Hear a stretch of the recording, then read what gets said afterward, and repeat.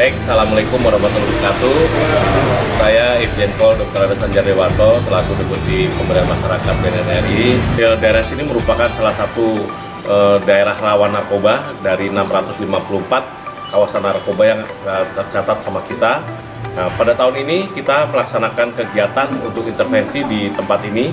Ya, kita saat ini sedang melakukan pemetaan di daerah ini, apa kira-kira potensi yang ada di sini sehingga pelatihan apa yang akan kita berikan. Selain mungkin nanti kita tawarkan untuk penanaman jahe merah ya, yang bekerja sama dengan Bintang 7 ya, nanti kita juga tanyakan kepada masyarakat, kepada Pak Lurah, kira-kira pelatihan-pelatihan apa yang bisa kita kembangkan di sini.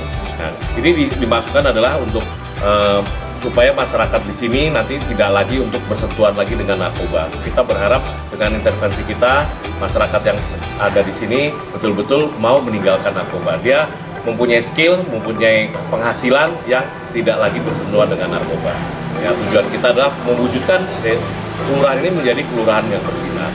Nanti kita bekerja sama-sama dari kepolisian, dari Pemda, dari Kodim, ya semua kita bergerak bersama-sama untuk kegiatan ini. Memang tujuan kita adalah bagaimana kita menggerakkan masyarakat untuk merubah lingkungan yang ada di daerah ini. Sesuai dengan informasi yang ada, memang datanya seperti tadi Pak Kapolsek, di sini masih ada beberapa kali penangkapan yang terjadi di sini sebagai bandar dan lain sebagainya. Nah, penyalahguna juga masih cukup ada, karena memang daerah sini bekas atau ex daerah prostitusi, yaitu daerah Sunan Kuning. Ya, nah makanya ini seperti beberapa tempat yang lain juga kemarin di Bandung itu juga di tempat prostitusi ini memang banyak disalahgunakan oleh penyalahguna narkoba. Ini jadi memang kita data ini data dari BNNP yang merupakan di sini merupakan daerah rawan narkoba. Jadi kita intervensi kita seluruhnya ya, kita nih kita menggarap yang mantan pecandu yang sudah sembuh atau yang sudah dalam keadaan pulih ya, artinya yang mau bekerja ya. Kalau yang masih belum mau bekerja kita juga tidak jadikan ini sasaran.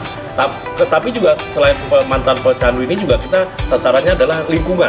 Jadi masyarakat yang memang belum bersentuhan ataupun menyalahgunakan narkoba ini yang kita jaga supaya tidak lagi mereka bersentuhan dengan narkoba itu. Jadi kita mulai dari menjaga yang belum sampai yang sudah terkena, kita sadarkan supaya tidak lagi bersentuhan dengan narkoba. Assalamualaikum warahmatullahi wabarakatuh.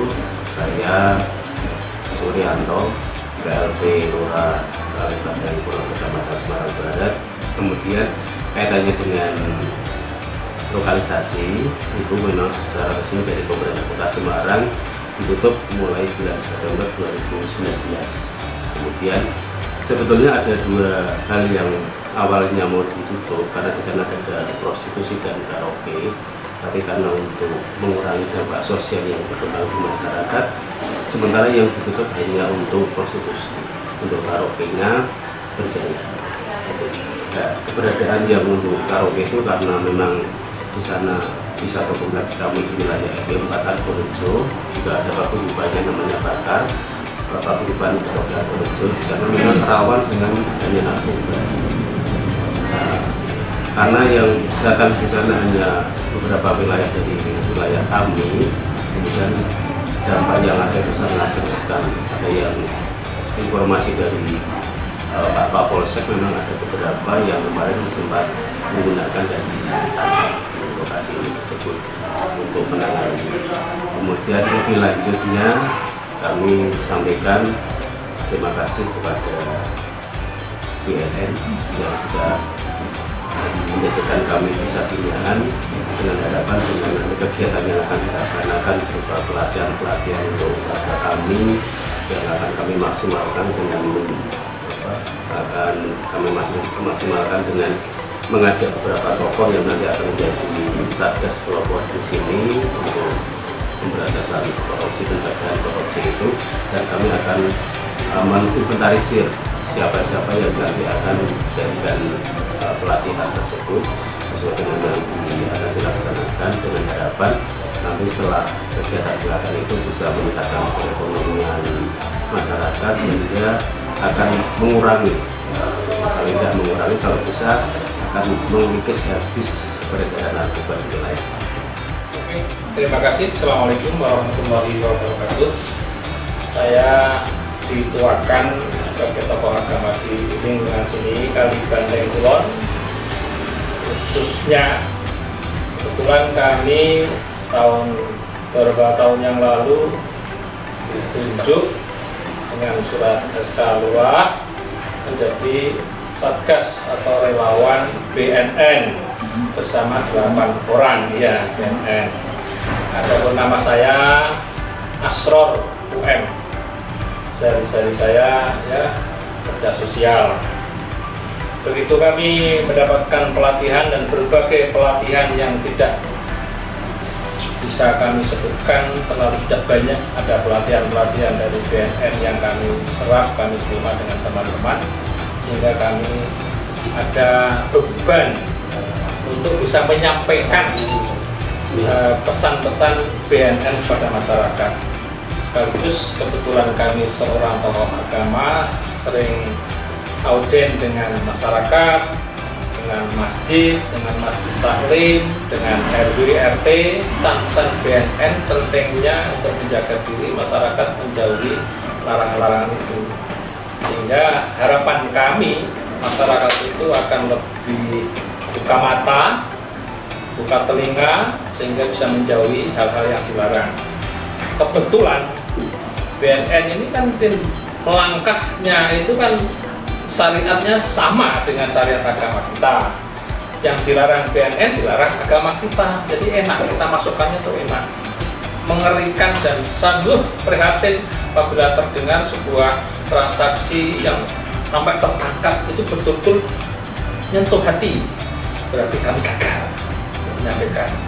Inilah tugas kami sebagai relawan, sehingga kami berani menempelkan tulisan relawan Satgas ya Bang.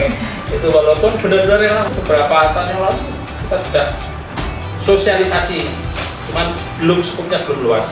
Untuk remaja, untuk RT RW itu kita pernah undangkan dari BNN untuk menerima informasi tentang bahayanya apabila kita sampai menjadi kurir, menjadi pemakai dan sebagainya.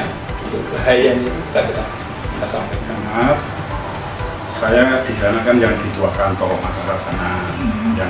Yang kedua, saya memang punya tugas bahwa tempat itu adalah tempat maksiat dulu, memang itu resmi karena bahwa itu tempat wanita tunarungu resmi pemerintah kota yang ada bahwa itu yang liar dikumpulkan di Argojo, bukan Sunan Kuning, di Argojo. Tapi karena dekat makom Sunan Kuning, orang gampang menyebut Sunan Kuning. Nah, untuk detail lanjut, dulu ya juga ditutup. Tapi waktu itu kan ternyata ditutup itu bukan merupakan penyelesaian masalah. Sehingga saya memberanikan diri untuk mengambil anak-anak yang ditutup. Tapi saya ya laporan Pak Rui ya dinas, ya Dewan di survei, ternyata di kota itu banyak anak liar yang di kota, terutama si Panglima, Teh Porsi, Jalan Raya. Nah akhirnya Dewan termasuk MUI dulu agar Sunan Kuning didapatkan di rumah dia itu di kantor saya di RW di Argojo, bahwa menyatakan sementara untuk dilokasir artinya anak yang berkeliaran itu kumpulkan lagi. Itu berkat Dewan Komisi D dulu yang memerintahkan, sehingga saya laporan lagi ke Lurah, Pak Camat, ke kepolisian bahwa anak-anak tak kumpul lagi.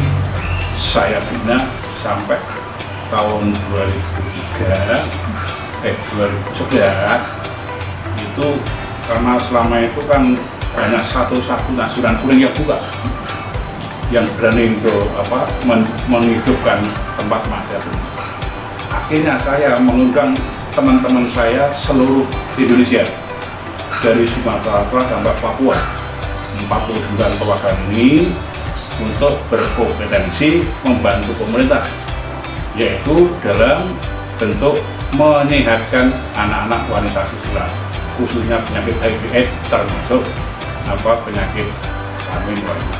Ya, berhasil 49 seluruh provinsi seluruh Indonesia itu dari Sumatera Utara sampai Papua di Hotel Siliwangi, sehingga menyatakan bahwa seluruh Indonesia itu untuk merubah tempat lokalisasi itu dirubah menjadi resosialisasi rehabilitasi.